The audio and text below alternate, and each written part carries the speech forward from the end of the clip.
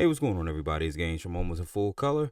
Today's video, we're talking about a game I honestly never thought that I would get, but I'm so happy it actually happened. Between the licensing issues with Square owning certain characters of the game and Nintendo owning the rest, Square's shift from Nintendo with the decision to develop titles for the PS1, and just all the other mess involved in getting something like this done, it really is amazing this was able to get done. I cannot even sit here and promise you an unbiased review because truthfully, Super Mario RPG The Legend of the Seven Stars was my favorite game of all time. There's no way I can be unbiased. It just isn't possible. Now, if you noticed, I said was. That's because this remake has vaulted itself into pole position. Super Mario RPG Remake is without a doubt my new GOAT. This game is a shining example of how you keep a great game the same but are also able to identify areas where the game could be improved from a visual, gameplay, and just quality of life perspective. Super Mario RPG, for those who have never played the original on SNES, is a JRPG game that centers around Mario, who once again has to rescue Peach from Bowser. However, this time Mario discovers that rescuing the princess is just the beginning of this adventure, and there is a greater evil, a villain named Smithy, he must defeat in order to restore peace to this land. The idea of using Mario in a JRPG game was first pitched to Nintendo by Square back in the SNES days. Nintendo agreed and Square began developing the game. However, Square normally had their characters using mystical magics, swords, and other medieval weapons in these games. Nintendo didn't really think that would suit Mario and thought it would be better if he used weapons more synonymous with the Mario franchise, like hammers and Koopa shells. For magic, he would do jump attacks and shoot fireballs. So, to settle the debate, they literally asked the crowd to cheer for which idea they liked more, and the crowd overwhelmingly chose the vision Nintendo had. This event is actually incorporated into the game itself in a very clever way. Nintendo believed the game wouldn't be good if Mario used weapons like swords and bows, and after the crowd agreed, Square literally made all the baddies from the Smithy gang based around weapons that would normally be found in a Square RPG game. Whether it's Mac the knife, Boyer the bow, or other big bads you encounter throughout the game, it serves as a nice nod to this history of the game's creation. Basically, the thing that's trying to make Mario fail is weapons. The game also used the idea of Mario basically being the world's greatest charades player to communicate with the other NPCs in the game instead of having dialogue. This makes for some very funny and silly interactions during your playthrough. Also, all the other characters' dialogue leans more to the fun and comical approach, which helps keeps the game light and cheery, instead of a gloom and doom feel that is usually found in other Square RPG titles of that time, like Final Fantasy. The game, of course, had to be palatable for kids, as that was a huge part of Mario's fan base. So keeping the game light, cheery, and simple was a main priority, which I believe they definitely nailed. Now that I've provided some backstory into the original game, I want to talk about the areas that were improved on in the remake. First up, the visuals. The game really looks so much better, and it really shows how much time and effort went into making sure this game really was brought up to date correctly without changing too much of what made the game look good back then. Everything looks so good, from the lighting effects to the added details in the environments you explore and the battle backgrounds. It really adds a depth that will be expected from newcomers to the game and appreciated from longtime fans like myself. I played this on my Switch OLED device in handheld mode and it really pops off the screen. The colors are super good. It still looks good in dock mode, but if you're playing it on a huge TV, you will notice some fuzziness and imperfections that get hidden a lot better on the small OLED screen. So I would recommend you play it in handheld mode for the best visual experience. Next up is the gameplay itself. Unlike the SNES version, the remake plays at a smooth 60 FPS during both docked and handheld play.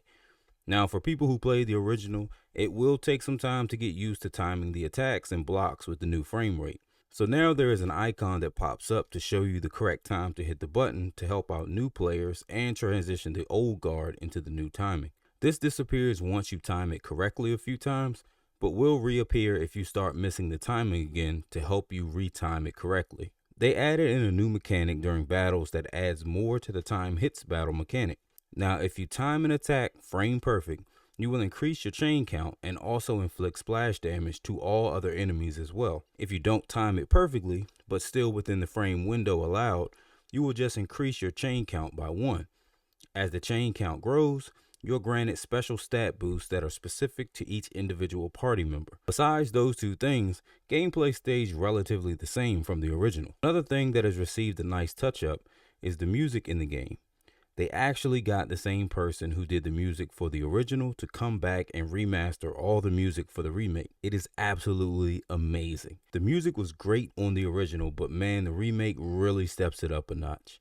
If you want, you can switch the music back to the original versions, but honestly, I never found myself wanting to. The music really is that good. Now, while all the things I've talked about definitely help make the game even better, I can argue that the quality of life changes they incorporated is probably the best things about the game. Playing older titles from back then, usually you can start to notice how cumbersome certain aspects of the game are.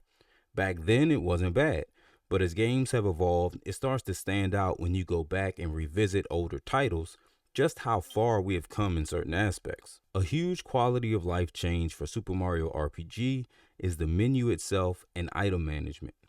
This game really streamlines things for the player so that you do not have to keep hopping into the start menus to do tasks that are used often during the game. If you need to use healing spells to heal up, now you can just hit Y and a box pops up that brings up all healing spells you currently have. Select one and boom, now you're healed. No more going into the menu, selecting specials, then selecting the character you want to use, then selecting the spell to use. Same thing with items.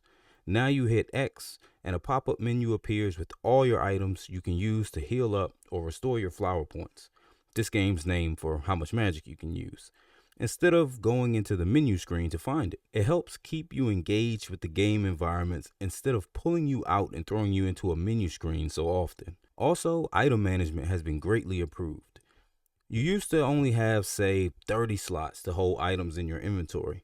Once you had 30 items, it was full and you would have to discard items to pick up new ones. Now you may think this isn't all that bad, but the thing is that you get items quite regularly from battles. So before you know it, now after almost every 3 fights, you are being pulled into a menu asking you if you want to discard something to keep this item you got from the fight or just discard it. It can get really annoying sometimes, but now items are grouped into each other, with each having their own maximum amounts you can carry. Mushrooms, for instance, are 10. Instead of you having to discard after 10, now Mario has a storage box at his house that all items go to whenever that particular item is maxed out in your inventory, which you can go back to and access the storage box whenever you want to move around items as needed. Now you may be thinking, yeah, that's great, but I don't want to have to go all the way back to Mario's house at the beginning of the game to manage items, which would definitely be annoying. So that is where our next quality of life change comes in: fast travel. Yep, fast travel is in Mario RPG and it works flawlessly. Load times are super quick. Maybe takes 3 seconds tops to load in an area you pick.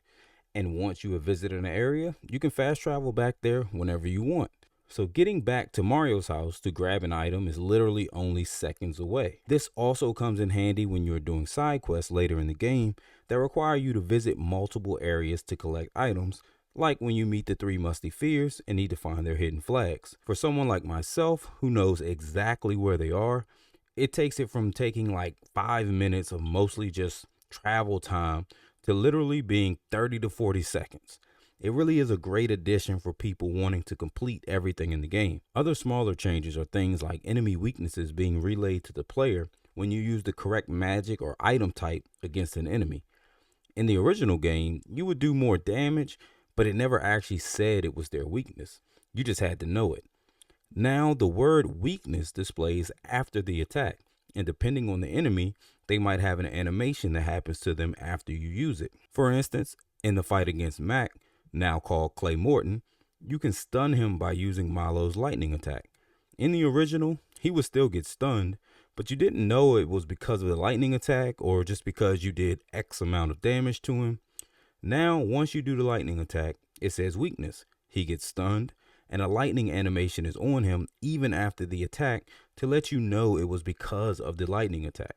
Small, but a good change to relay information to the player. Another small change is to Milo's psychopath magic attack.